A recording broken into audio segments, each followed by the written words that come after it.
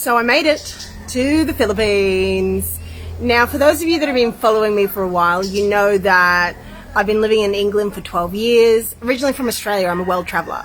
Now, the number one thing I can recommend to those of you looking to manifest something big is stop worrying about it. Obviously, we know we're not meant to worry, but you don't need to concern yourself with it so much. Obviously, have your intentions.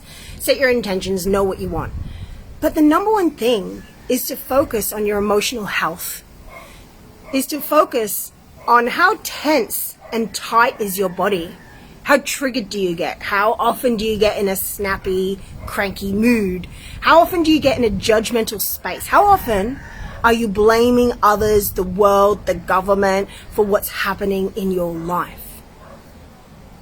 When we look after our own emotional health and our own reactions, and now let me know if this is fast enough because it says I've got a slow connection, but we shall see.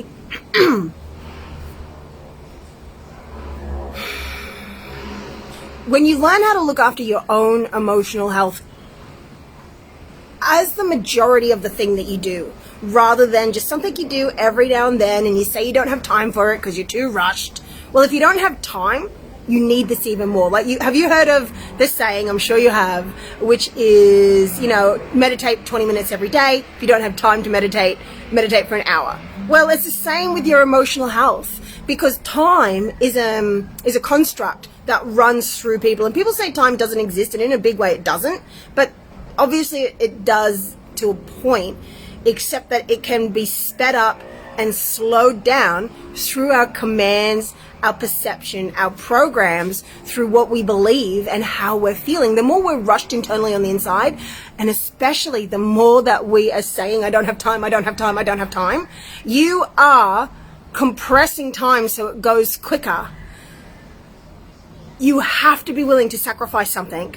And sacrifice isn't necessarily a negative thing. Obviously it can be, but in this term, in this way, what it is it's about sacrificing a lesser thing for a greater thing. It's about letting go of what's not for your best benefit for what is. But that can feel like a loss at first. And so part of the loss might be you have to figure out how to have a conversation with your family or your partner or your significant people in your life and say, look, I really need to dedicate an hour of my time, or even 20 minutes to start, but an hour of my time, most days, so that I can be the most healthiest, happiest, abundant version of myself for our family. You don't need to try to change your family. You just need to change yourself.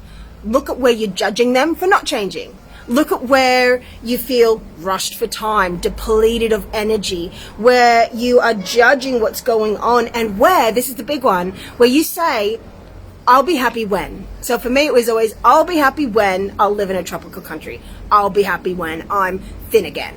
I'll be happy when this and this and this and this and this and that. And it's a never-ending story until you realize that your happiness doesn't come from the things you get. And yes, let's be real, we're human.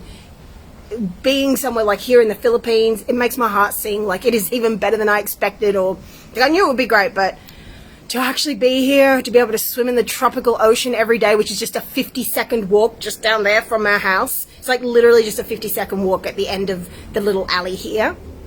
It's amazing. I can just go and dip in the water multiple times a day.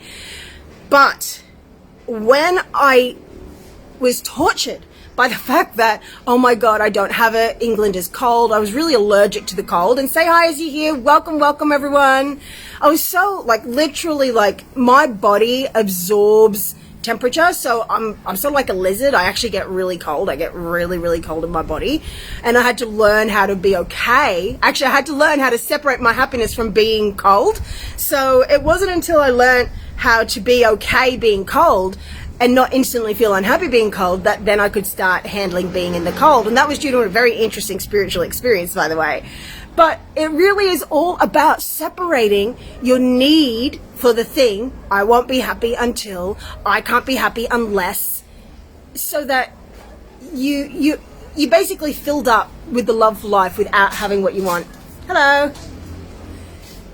And that can be a hard thing to do. And this is where emotional healing is key. It's key in literally every area, because every single problem we have is an emotional problem. So like, I remember back when, like, I used to have PTSD. Like, I wasn't the person that you saw sitting here today. I was completely different. I was, first of all, after I'd healed a lot of my PTSD, I still had a lot of social anxiety.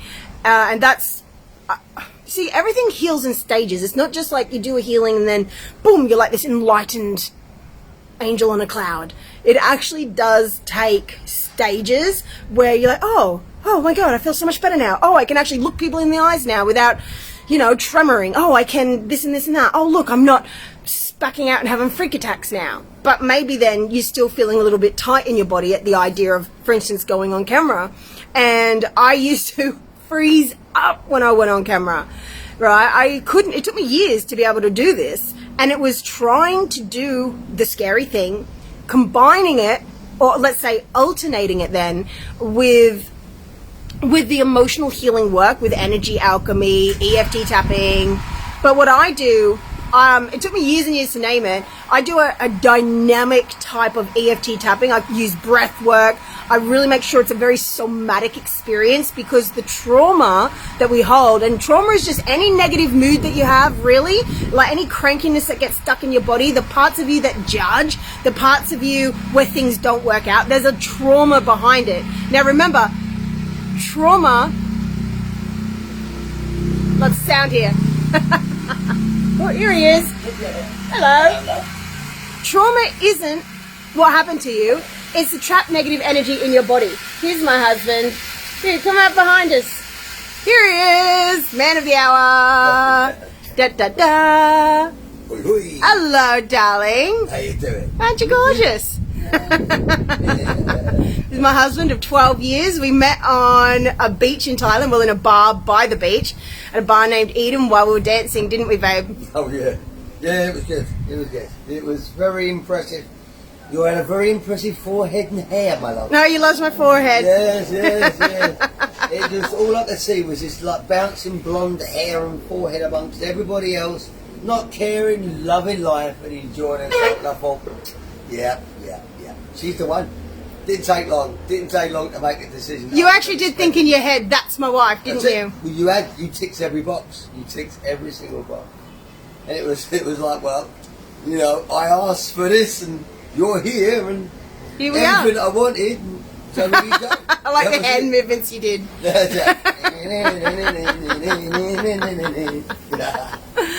Okay, so that's Dean, my dashing husband. Oh, Yeah. And you know what? Here's the thing. We manifested our stay, or like being in the Philippines, without having to force anything. Part of it is because of his way. He makes great connections with people. And he made a friend many years ago who was really just someone that we said hi to when we were out. Like, we'd see them at the pub or walking down the street and stop and say hi or have a chat. And then many years later, like this year, one thing led to another, and he invited us out to the Philippines. He's like, look, I'm living in the Philippines now. I've got a wife. I've got children here, because it had been like a good 10 years since we'd seen him. And he said, you should come out. It's absolutely amazing here. And we're like, well, we've been wanting to live in a tropical country. And so then the next thing happened is he had to be in England to get his wife and children their visas, so that they just had their permanent English visa, and then they'll come back here. But so that means that his apartment here, which was a fifth of the price of what we're paying in England for an apartment, and this is more modern actually, it was available for sublease. So we got to just sublease this apartment. We didn't have to do anything. We didn't have to look for anything. We got a lift to the airport. We were picked up from the airport, and we didn't have to force anything. And this is what happens when you do your emotional healing. You don't have to force anything. Like, opportunities are just lined up for you. Like, all of my clients, when they come to me, often they have, like, some people don't have that big of issues. They just want to, like, manifest and grow and release overwhelm and stress and all of that. But at the same time, some people come to me with some really serious issues with, like, deep chronic anxiety, agoraphobia, chronic pain. Maybe they can't walk properly, or the doctors told them that they have to have a hysterectomy, while at the same time they want to grow their business, they want to do great in life, or be better in their relationship. And I go into their fears and I take them in, and I don't just zap them. I actually take you into the fear and the pain and wherever you feel the frustration going on about your life. We talk with it.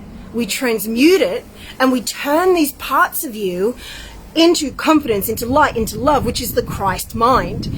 And so what happens is once we release these blocks in your body, which are actual, almost like do turn physical, that's what your chronic pain is, they're physical blocks, also energetic blocks, which you go into your body and you feel the frustration or the shame or the guilt or the fear. And it actually has like a personality and a message. So all of your blocks, they say blocks aren't real, but they're not real in the way that they're not real that they crumble easily because universal law is all that's real, but they are real on this level because they actually do grow into solidified energies in your body that cause actual blockages. And these are, as I said, your cranky moods, the judgments, the pain, the guilt, the shame, the chronic pain that you go through. And then once we clear this, you just see all these opportunities flow into your life. People invite you to do things. People headhunt you for things. You have ideas drop into you. You have energy flow through you. And then that's when it's easy to manifest money, when it's easy to grow. But it's really all about bringing that loving part of yourself out, which is why it's so important to face your fears. But rather than trying to conquer or kill your fears, it's about learning how to befriend them, learning how to dissolve the fear by treating it as a friend rather than as an enemy. And this is a whole alchemical process that we do in your body. And so that is really what I've used this whole entire time, from when I went from PTSD to where I used to have big freakouts and crankiness and just, I mean, I was such a mess with massive anxiety and undiagnosed, BPD, where you just like freak out basically. And now I'm a very emotionally secure, stable person. So the way you do it is you start finding all these fears, all these doubts in your body, and you talk with them. Like, you don't just talk to them, you actually like find them, you bring them up and you see how they're an object. And then they'll actually talk to you. They'll tell you exactly what is wrong. Like, let's say that you have a tightness in your shoulders, right? You can go into the tightness in your shoulders, give it a color, notice how big it is. You'll notice, where does the tightness begin and end? Sometimes it goes above your shoulders, sometimes it's below.